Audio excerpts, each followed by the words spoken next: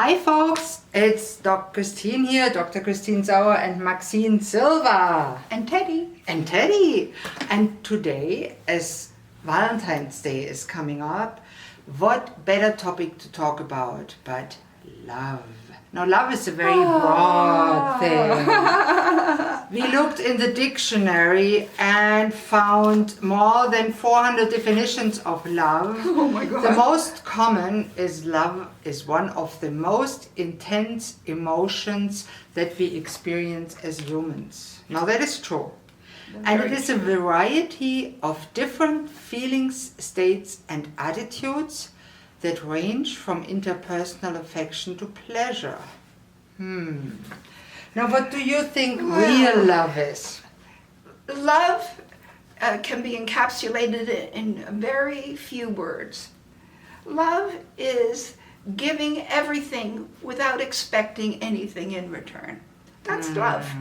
And also I believe that there are not different kinds of love. Love is love, but it's expressed in different modalities, different ways, different manifestations, but it's still love, with the same principle saying, give everything you have, expect nothing back.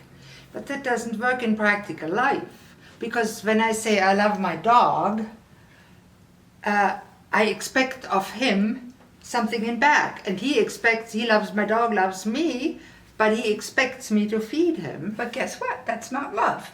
Then I think you need to call it by a different name. And I think, even it applies to children and parents, right? Yeah, that's really not the same as when I love my husband. I want to have sex with him. Now, is somebody that wants a one-night stand to satisfy his sexual desire, is he making love to the other person or not? Well, I think so, but it's a different manifestation. It's a different way of expression.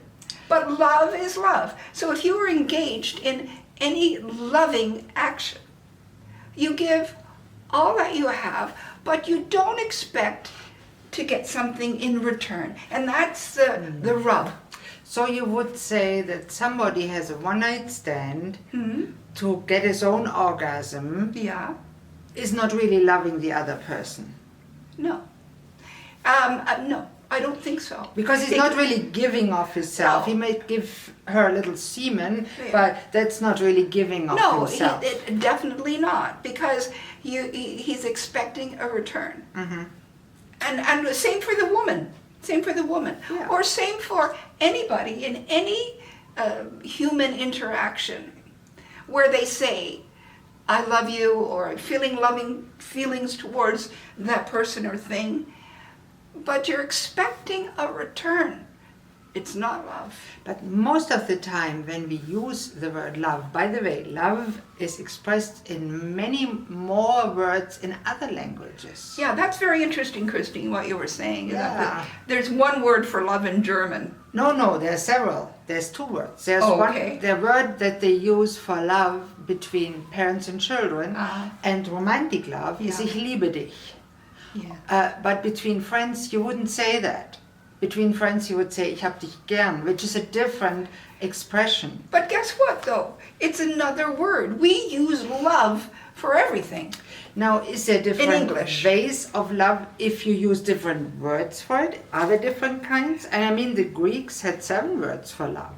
The storge, which is natural affection, familiar love, so natural instinctual affection. Well, you have love for your children. Yeah. Whether you only expect of them to be a successful physician, or whether you expect to them to behave well, or if you really don't expect anything. That doesn't mean you don't condone any behavior that would affect them. Yeah. But then there's eros in Greek, which is the sexual love, the erotic love. Right. Then there was the ludus, which is more the playful love, the flirting, the foreplay, the playful. I play with you, but I love you a little bit here and there. Then there's philia, which refers to the friendship type of love, where you love your friend like I love you, and you don't want to have sex with them naturally, because it's just a philia. Me too. I love you, honey, but not that way. Exactly. So yes, there are different kinds of love in a way, and then there's agape, which is really the highest form of love. And I think that's what you say when you mean unconditional or divine love. Well, and in the Bible it says, God is love, and that's the kind of love. But guess what? The Greeks had different names for each of these classifications of love. In English, we have one word to express everything. Well, and so you can understand why people get confused. Of course. For instance, you meet somebody and they say to you after a little while, I love you. And you go, oh, he loves me. Oh my God. But that's not what he means, but it's how you take it. Right. That's so a we good need thing. different words. And then there's the Greek philotia, which would be self-love. Right. And yes, we need to love ourselves. So where does the self-love that is healthy and good transition into being an egoist, an egotistic? So that's interesting too. And then the Greeks, the seventh kind they say is pragma, the committed, the married love. Yes, I love my husband. I tell him every day I love you. It's not the same as when you first fall in love with it. Because then you see it through a rosy thing. And in a committed long-term relationship, partners love each other, I think, more towards agape than before, whether they have sex or not. Yeah. Well, you know what, though? Also, love is a feeling. And it's a feeling of, actually, I think, contentment, inner peace. What we all look for, each of us, right? And once we're in that state of being, we automatically emit love. That feeling, that unconditional feeling without expectations of something coming back, because you're so full of it, you're emanating. Yes, but from that source. You're so full of it, but not in the meaning you're so full of it. Oh, you're a bad girl. I really feel that love is a form of energy, divine energy. And that's how I interpret God is love. Because God is I compare it with the internet. We know it's there, but we can't see it. And we see the effects. Yeah. And I think what you're saying, divine love, unconditional love, that is that kind of energy. And everybody has a different Well, I'm not receiver. even saying that. I'm not even saying unconditional love or divine love or whatever. Again, we're splitting hairs by classifying. Yes. Love is giving without expectation of receiving something back. That's very tough. I'm not saying it's easy, but that is I believe, the core meaning of what is love. And then you can break it down into all of these different classifications as the Greeks do, but handily they give each of these classifications a different name. Let's have it's an not idea. So confusing. I have an idea how to simplify it. Let's call that universal energy love, period. Yeah. Okay, and then you go. We have a radio that receives it. It's in our brain and our emotions, whatever is the physical substance of it. And we have only started to know about it. And everybody has a different channel where they receive it. Right. So one person receives the hip-hop kind of love, one person receives the classical kind of love, one piece the country, and one piece the soul or rap or whatever kind of love. So that's how I interpret it, that we have some energy around us that I call love or God, or the same. That we can tune into. Or Allah, or universe, or spirit, or Buddha, or whatever. It's in the end, it's all one energy that unites us all. That we all have our life energy from. Yes. That our brain is the physical receiver, and our emotions translated in a certain kind of music, when you want to compare with the radio. Yes, yes. I think that's a way to simplify it and analogize it, so we have an idea. Oh, you're such a computer techie. I am. She is. I'm a newbie and I'm not very good at it. Do you love Teddy? Yes, I love Teddy. Does he love you back? Well, let me ask him, do you love me back, Teddy? Yes, I do, absolutely. Oh, Teddy. Yeah. Now, What kind of love is that? Yeah. We can love inanimate objects. Yes. Is it an attachment? It could be. And if it's an attachment, then it's not really love because you're expecting something in return. You expect him to be warm and fuzzy and not talk back, and he does follow those expectations. He's warm and fuzzy. I didn't expect him to be that And he doesn't talk necessarily. back. And I didn't. That's an added bonus. Not that I expected it. And by the way, I bought him with you. Didn't I buy him with you? No, I wasn't No, there. no, I would have no. bought another one for me. Oh, that's right. Not that I need it. I have a husband, but he's not as warm and fuzzy all the time. Oh. And he does talk back. Yeah, which is an added bonus at some point. Because on the other hand, it would get boring if you never have anybody to talk to that talks back. That's true. I mean, That's we true. don't You want to really have do. monologues all day. That would be boring. So are you telling me I have a boring life, Christine? Not at all. Because that talk is to not you. all you have. No, that's true. That's true. Yay. Thankfully, as humans, Yeah. we have a choice of who we want to talk to and how we want to talk with them, ideally. Yes. Very And true. yes, that unconditional love or whatever the real love is, and I don't think any of us can really understand it Yeah. because it's so universal and so encompassing. Well, true. And you know what? When people speak of love, when Valentine's Day is just around the corner, they think of romantic love. They think of strawberries dipped in chocolate, and then they want kisses. Champagne. And all sex. Good stuff. Yes. All of those things that go along with, Can go along with love. can go along. With Well, the- all of those things that go along with what people, their Call love. perception. Yeah. Yeah, their perception of love. And sometimes it just feels like an obligation. Valentine's Day is coming up, so I have to buy my husband a card. I have to buy him a chocolate bar because that's Valentine's Day, isn't it? No, that's a commercialization aspect of it. Aren't you going to meet him at the door wrapped in cellophane? Interesting. I thought about covering myself in oil With a candy heart. Oh, you for can an do that invitation too. of massage. And I'm fortunate. My husband loves me as I am. And Yes, as humans, that's love. we have the capacity to love other people as they are without the expectation that they change for us. And guess what? You know where we learn that? As children. When No. your mother or father say, look, I did all of this for you. I paid your way through college. I opened the door for you to get to your job. Blah, No blah, love blah, us blah, back. blah, blah. And even when you're a little kid, you know, the same kind of messages that you hear as a child. So you grow up with expectations, and that's the kicker, Yeah. the bummer. I think you learn in childhood often, not all the time, the wrong kind of love.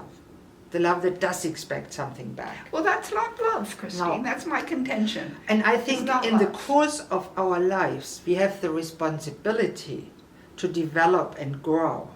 Yes. And grow our understanding of love to the more higher region, whether you call it God, Allah, Buddha, whatever, So- universe, Mother Earth, it's all the same energy. So I could also say, how does love make you feel? Yes, good question. You know, giving with no expectation. Giving is a wonderful feeling. It makes you feel full of amazing energies, feelings, whatever. But all good only inside. if you have ripened as a person. Because Okay. so many people, when they give something, expect Well, something. I know that like, it's- I give you attention. Now, or I give you the book. Now I expect you to be thankful for it. Yeah, That's I an know, expectation. But that's not love. Again, I come back to that. When you are giving, being charitable, no matter whether it's to your spouse, your children, the community, the world, doesn't really matter, Teddy. Yeah. You don't have an expectation. The joy is in the giving. No, that's a difficult thing to Very difficult to develop. But you know what? As I say, when it comes right down to the root, That's what it is. And then we bastardize love. Oh yeah. We make it an industry Oh, with terrible. cards and chocolates and all Yeah. of this sort And of that thing. has nothing to do with love. There you are, and it's the obligation that you And just flowers, mentioned. red roses. Yeah, yeah, yeah. I want a dozen, by the way. From Teddy? Whoever wants to give me a dozen roses. Oh, you I'll want take your them. I'll give you the one that my husband is gonna get. Oh, gee, thanks a lot. No. Second-hand rose, you're going to call me. But that's what I'm saying. You're a rose. I'm a rose. Consider A me- rose by any other name would smell as sweet, like Shakespeare said. That's a good one. Yeah, it's true. It's true. And I really believe that from the energy, the universal energy of love that unifies us all, Yeah.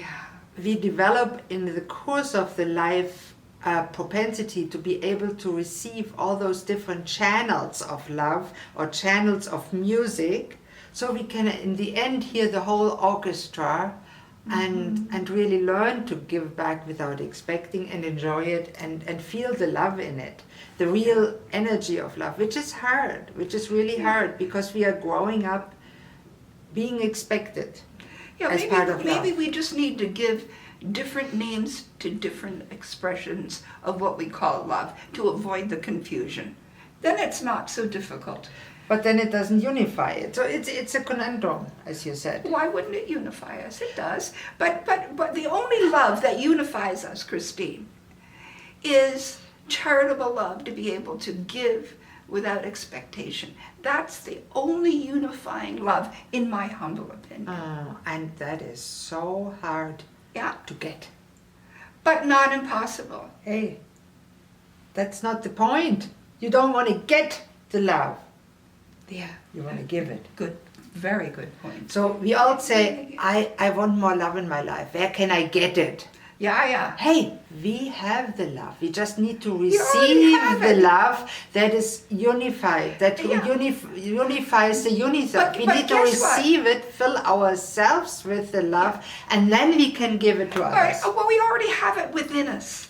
We are love, each of us, you know? Right. And so if we give of ourselves, that's what service is all about. So you would say, for those that don't feel it that way yet, Mm-hmm. maybe they have to, or they need to develop themselves to a point where they can receive the universal love and then give it back. No, I don't say that. Or where they can feel the love Yeah. that's already in them.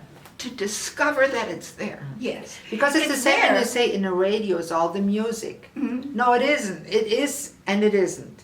It's only there when the universal energy is there, the waves or the internet. And for us, it's a divine love. It is always there. But guess so what? Each of us is our own universe with our own energy within us.